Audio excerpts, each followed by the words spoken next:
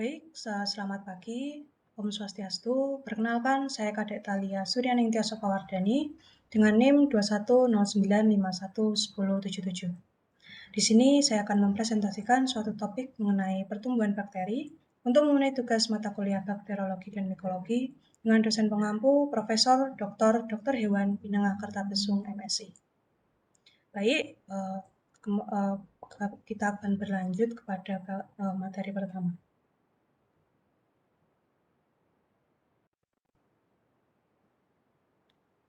Materi pertama adalah mengenai informasi umum, yaitu apa itu bakteri, fungsi dari bakteri, dan juga apa itu pertumbuhan pada bakteri.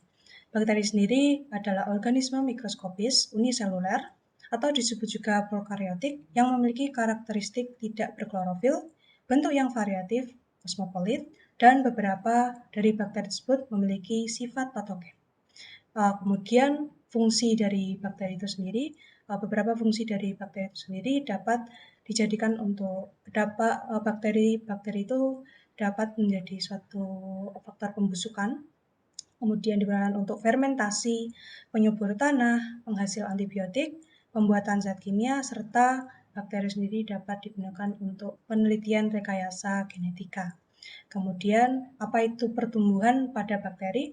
Pertumbuhan pada bakteri memiliki arti pertambahan jumlah pada bakteri itu sendiri. Dan pada bakteri, pertumbuhan ini bukanlah pertambahan ukuran maupun lainnya. Pada bakteri, pertumbuhan bakteri ini berupa pembelahan biner. Baik, selanjutnya adalah faktor dari pertumbuhan bakteri. Terdapat beberapa faktor yang menjadi hal yang mempengaruhi pada pertumbuhan bakteri seperti temperatur, pH, tekanan osmotik, oksigen, dan juga nutrisi. Baik, yang pertama akan kita bahas adalah temperatur.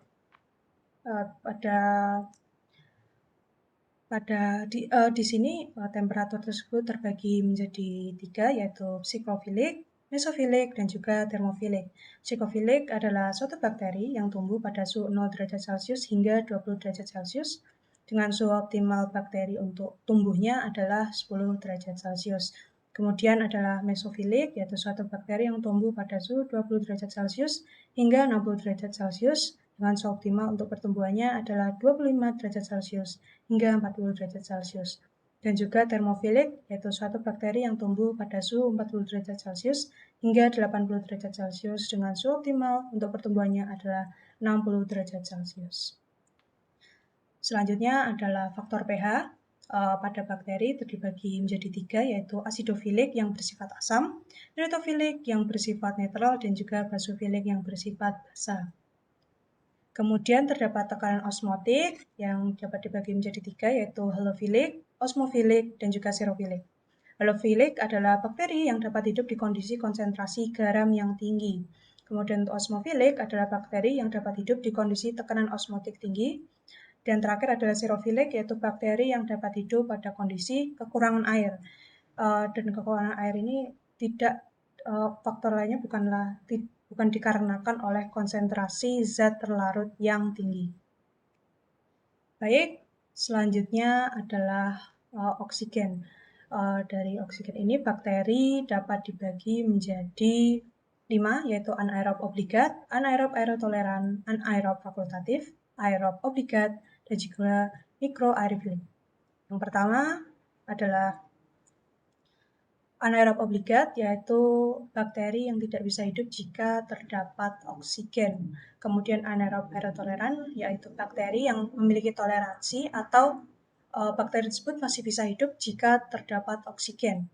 Kemudian yang ketiga adalah anaerob fakultatif, yaitu bakteri yang jika terdapat oksigen, bakteri tersebut masih bisa hidup. Tetapi jika tidak terdapat oksigen, bakteri tersebut masih bisa hidup. Kemudian terdapat aerob obligat, yaitu bakteri yang sangat penting untuk keberadaan oksigennya agar bakteri tersebut masih bisa hidup. Kemudian yang terakhir adalah mikroaerofilik, yaitu bakteri yang memerlukan oksigen tetapi jumlahnya sedikit atau kecil saja. Baiklah, selanjutnya adalah faktor nutrisi. Bakteri tentu untuk hidup, untuk dapat tumbuh memerlukan nutrisi. Beberapa nutrisi yang diperlukan oleh bakteri tersebut adalah air, garam anorganik, sumber nitrogen, sumber karbon, dan juga mineral. Kemudian di sini terdapat pertumbuhan dari bakteri. Dapat dilihat pada ilustrasi atau gambar di layar. Berikut yaitu yang pertama adalah terjadinya replikasi DNA pada inti sel. Berikut adalah inti sel bereplikasi menjadi 2. Bakteri ini mengalami pembelahan biner. Baiklah, yang kemudian gambar kedua ini, pembelahan DNA telah terjadi, inti sel sudah menjadi 2, lalu terbentuk transfer septum. Kemudian gambar ketiga adalah transfer septum yang berhasil terbentuk. Transfer septum ini berhasil terbentuk dan terbagi menjadi 2, jadi satu sisi berikut dan satu sisi berikut. Jika keempat, akhirnya terbentuk 2 sel baru. Baik, dan juga kemudian terdapat kurva pertumbuhan bakteri. Kurva pertumbuhan bakteri ini terbagi menjadi 4 fase, yaitu fase lag, fase log, fase stasioner, dan juga fase kematian. Baik, yang pertama adalah fase lag, yaitu fase di saat bakteri sedang beradaptasi dengan lingkungannya. Dapat dilihat pada kurva, pada fase lag ini tidak terjadi pertumbuhan pada bakteri, karena bakteri pada fase lag ini sedang melakukan adaptasi dengan lingkungannya. Kemudian dilanjutkan dengan fase log, yaitu fase di saat bakteri mengalami pertumbuhan yang cepat, atau di saat proses pembelahan biner dari bakteri berlangsung dengan cepat.